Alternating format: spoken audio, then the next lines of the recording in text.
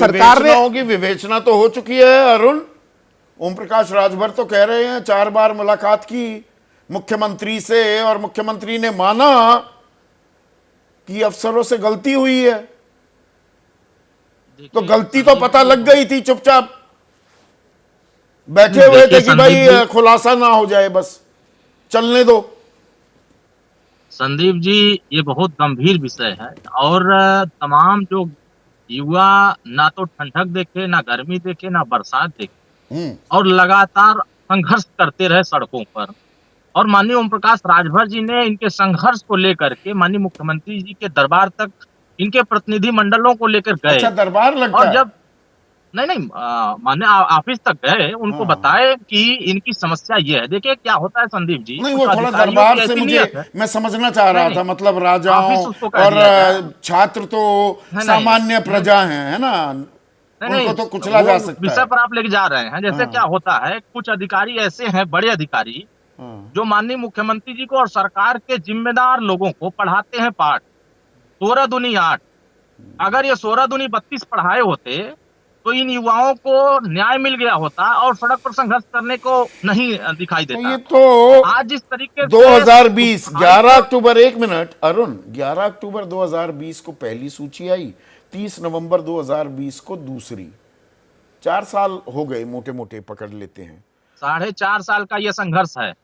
हाँ, और 4.5 साल में तो हम 4 लोगों ने साल में सैकड़ों किसी ने बार, नहीं बताया नहीं बिल्कुल हमने बताया, हमारे कार्यालय तो को भी लोग सरकार धरना खुद ही देने आए। वापस ले लेती। सरकार के अख्तियार है ना, सरकार के पास इतनी ताकत तो होती है कि जी चूक हो गई, हम वापस ले रहे हैं। इस बात को राष्ट्रीय पिछड़ा वर्ग आयोग ने भी माना कि नियमों की अनदेखी हुई है, पालन नहीं किया गया है नियमों को।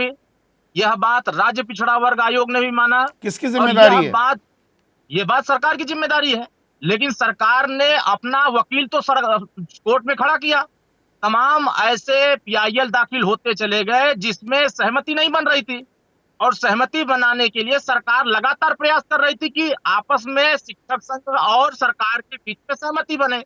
और सहमति बनाने में जो अड़चने आ रही थी, महाधिवक्ता सरकार के दूर करना अड़चन चाहते क्या थे। है? अगर समझ में आ गया कि गलती हो गई, जिन छात्रों का हक बनता है वो मारा जा रहा है, तो इसमें तो बड़ा दिल दिखाने की जरूरत थी, भूल सुधार की जा सकती है।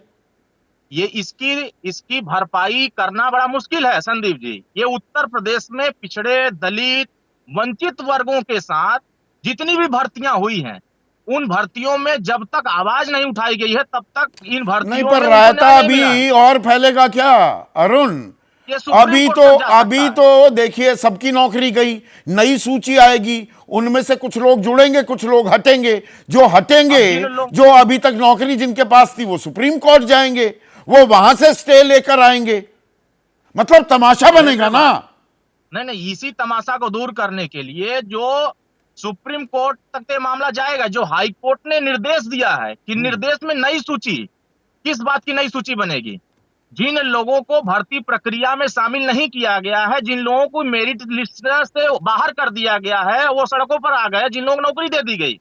अब तो नौकरी पाने वाले 4 साल तो नौकरी कर लिए, अब जो लोग नौकरी नया पाएंगे, अब 4 साल वाले बाहर हो जाएंगे, तो वो धरना देने लगेंगे। तो सुरेश इसमें सरकार को गंभीरता से इस पे विचार करके जो छूटे हुए अभ्यर्थी हैं, पिछड़े वर्ग के, दलित वर्ग के, उनके कोटा 27% तो सरकार तो डिनाई करती घूम रही थी। अब ओम प्रकाश राजभर, आपके राष्ट्रीय अध्यक्ष, कहते रहे कि 4 बार हमने बोला और मुख्यमंत्री ने माना था। फरवरी इसी साल 2024 को संसदीय कार्य मंत्री सुरेश खन्ना विधानसभा के पटल पर कहते हैं कि ओबीसी, दलित और एसटी वर्ग की तादाद 48,699 है, यह 70.5% होती है। तो गलत आंकड़े पेश किए जा रहे थे क्या?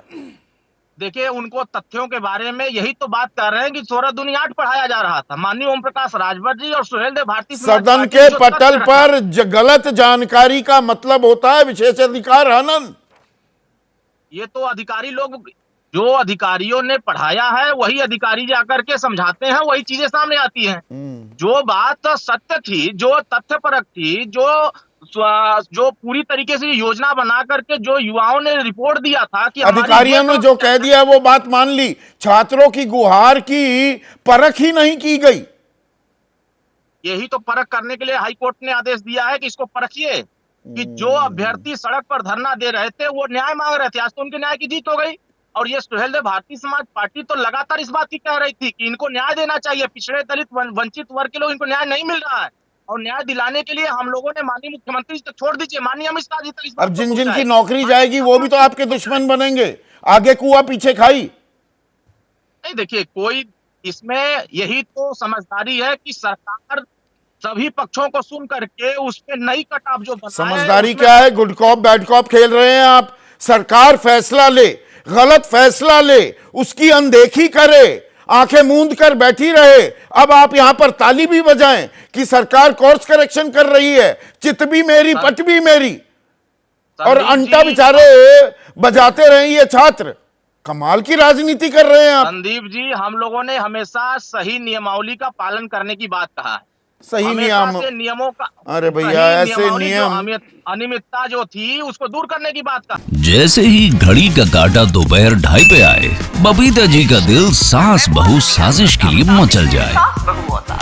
और ये है इनकी बहू, पूरे दिन ऑफिस की टेंशन हो जाए गॉन जब ये करें अपना फेवरेट शो फ्री टाइम पे ऑन। इनकी तरह आप भी देखिए अपना फेवरेट शो अपने टाइम पर और डाउनलोड कीजिए एबीपी लाइव ऐप अपने स्मार्ट टीवी पर।